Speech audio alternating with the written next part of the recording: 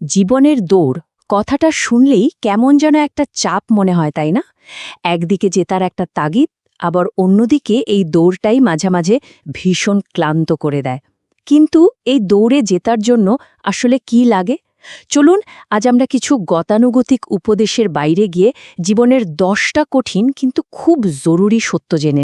তাহলে আসল প্রশ্নটা হলো, জীবনের এই রেসে জেতার জন্য ঠিক কি দরকার?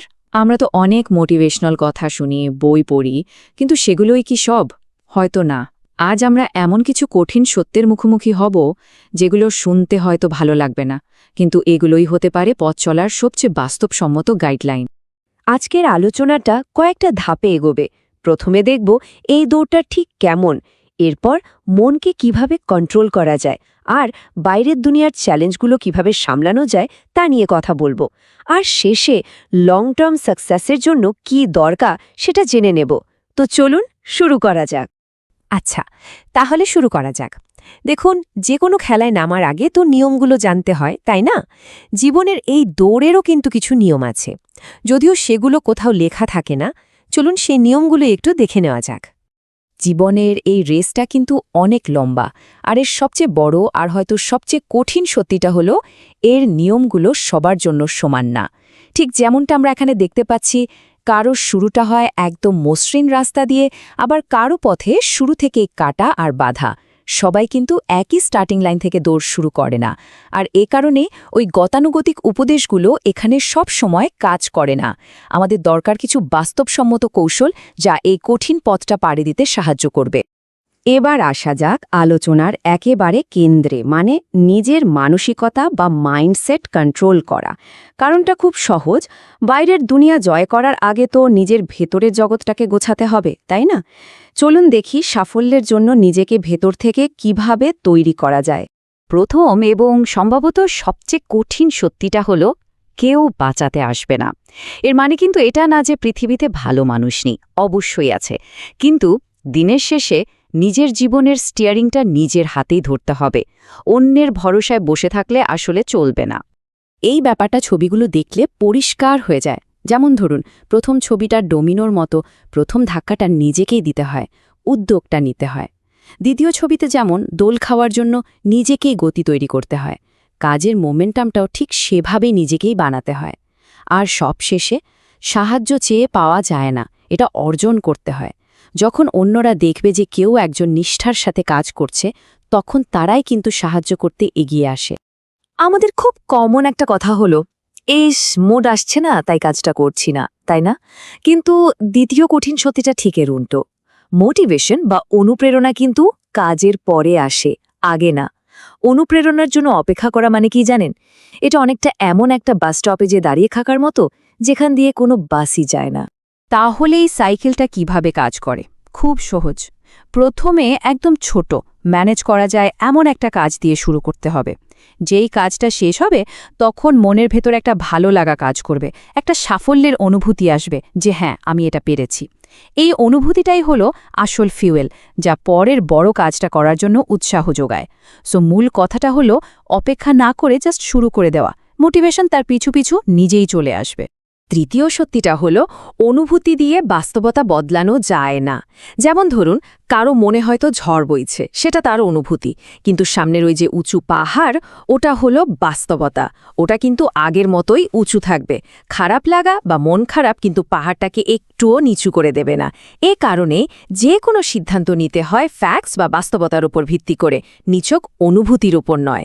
আচ্ছা, নিজের ভেতরের জগৎটা তো গোছানো হলো, এবার চলুন বাইরের পৃথিবীর মুখোমুখি হওয়া যাক। এই অংশে আমরা দেখব অন্য মানুষ আর চারপাশের কঠিন বাস্তবতার সাথে কিভাবে ডিল করতে হয়। আমরা সবাই তো এটাই চাই, যে চারপাশের মানুষ আমাদের সাপোর্ট করুক, আমাদের ভালো দেখলে খুশি হোক। কিন্তু একটা ব্রুটাল ট্রুথ হলো, সবাই কিন্তু একজনের সাফল্য চায় না। ঠিক এই ছবিটার মতো, কেউ হয়তো সামনে থেকে বাহবা দেবে, আবার সেই মানুষটাই আড়ালে হয়তো টেনে নামানোর চেষ্টা করবে। এটা মেনে নেওয়াটা বেশ কঠিন, আমি জানি, কিন্তু এই রিয়ালিটিটা মাথায় রেখে চললে পথ চলতে অনেক সুবিধে হয়। এর পরের সত্যিটা হলো, এই পৃথিবী কাউকে তার উদ্দেশ্য দিয়ে বিচার করে না, বিচার করে তার কাজ বা রেজাল্ট দিয়ে। ভাবনার পাল্লার চেয়ে কাজের ফলের পাল্লাটাই এখানে অনেক বেশি ভারী। উদ্দেশ্য যতই ভালো হোক না কেন, যদি সেটার কোনো বাস্তব ফলাফল না থাকে তাহলে দুনিয়া তার কোনো দাম দেয় না। ব্যাপারটা এত জরুরি কেন? কারণ মনে মনে একটা সুন্দর বাড়ির স্বপ্ন দেখা আর বাস্তবে একটা মজবুত সেতু তৈরি করা, এই দুইয়ের মধ্যে আকাশ পাতাল তফাৎ। মানুষ আসলে কথা শুনতে চায় না, কাজ দেখতে চায়। কাজের ফলাফলটাই দিন শেষে বিশ্বাসযোগ্যতা তৈরি করে। আর এই উক্তিটা পুরো ব্যাপারটা এক লাইনে বলে দেয়। পৃথিবী পরিশ্রমের জন্য পুরস্কৃত করে না, করে সেই ভ্যালু বা মূল্যের জন্য যা তৈরি করা হয়। এর মানেটা কি? এর মানে হলো শুধু ব্যস্ত থাকাই সাফল্য না, আসল সাফল্য হলো কার্যকরভাবে কাজ করে একটা সঠিক ফলাফল নিয়ে আসা। তো আমরা আলোচনার পরের ধাপে চলে এসেছি। এবার কথা হবে লং গেম বা দীর্ঘমেয়াদী পরিকল্পনা নিয়ে। কারণ জীবনের দৌড়টা তো 100 মিটার স্প্রিন্ট না, এটা একটা ম্যারাথন। আর ম্যারাথনে জেতার জন্য সবচেয়ে বড় শক্তি হল ধৈর্য আর ধারাবাহিকতা। ৮ নম্বর সত্যিটা আমাদের সেই ছোটবেলার কচ্ছপ আর খরগোশের গল্পটা মনে করিয়ে দেয়। খরগোশের মতো হুট করে অনেক জোরে দৌড়ে তারপর থেমে গেলে গ্রাফটা কিন্তু নিচের দিকেই নামবে, কিন্তু কচ্ছপের মতো যদি ধীরেও হয় কিন্তু নিয়মিতভাবে এগিয়ে যাওয়া যায়, তাহলে অগ্রগতির গ্রাফটা সব সময় উপরের দিকেই উঠতে থাকবে। লং রানে ধারাবাহিকতায় কিন্তু শেষ পর্যন্ত যেতে। এই চার্টটা দেখলেই ব্যাপারটা একদম পরিষ্কার হয়ে যায়। দেখুন, প্রথম বারটা কি দেখাচ্ছে? অনেক বেশি ইন্টেন্সিটি, কিন্তু ফলাফল বার্নআউট বা পুরোপুরি শক্তি শেষ হয়ে যাওয়া। দ্বিতীয়টা, অল্প কাজ, কোনো ধারাবাহিকতা নেই, ফলাফল স্ট্যাগনেশন বা যেখানে ছিলেন সেখানেই থেকে যাওয়া। কিন্তু তৃতীয় বারটা দেখুন, মাঝারি পরিশ্রম কিন্তু হাই কনসিস্টেন্সি, আর এটাই হলো আসল গ্রোথের রাস্তা। ৯ নম্বর সত্যিটা হলো সাফল্য কোনোদিনও রাতারাতি আসে না। এটা আসলে আমাদের প্রতিদিনের ছোট ছোট অভ্যাসের একটা বিলম্বিত ফল। মানে আজ যে ভালো অভ্যাসগুলো আমরা তৈরি করছি তার রেজাল্ট হয়তো সাথে সাথে দেখা যাবে না, কিন্তু সময়ের সাথে সাথে এই ছোট ছোট অভ্যাসগুলোই একদিন বড় সাফল্যের চেহারা নেয়। তো আমরা প্রায় আলোচনার শেষে চলে এসেছি। চলুন, এতক্ষণ যে কঠিন কিন্তু জরুরি সত্যিগুলো আমরা জানলাম, সেগুলোকে একসাথে করে একটা ফাইনাল মেসেজে আসা যাক।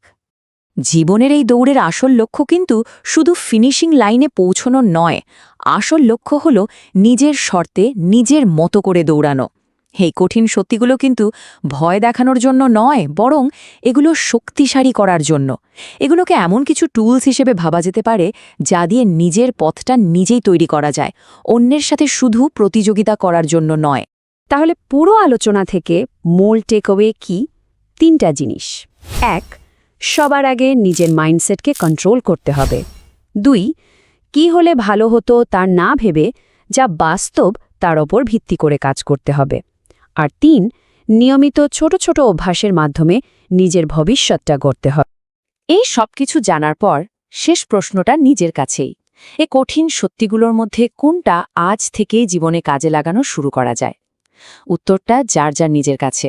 কারণ দিন শেষে জীবনের এই দৌড়টা তো একান্তই ব্যক্তিগত।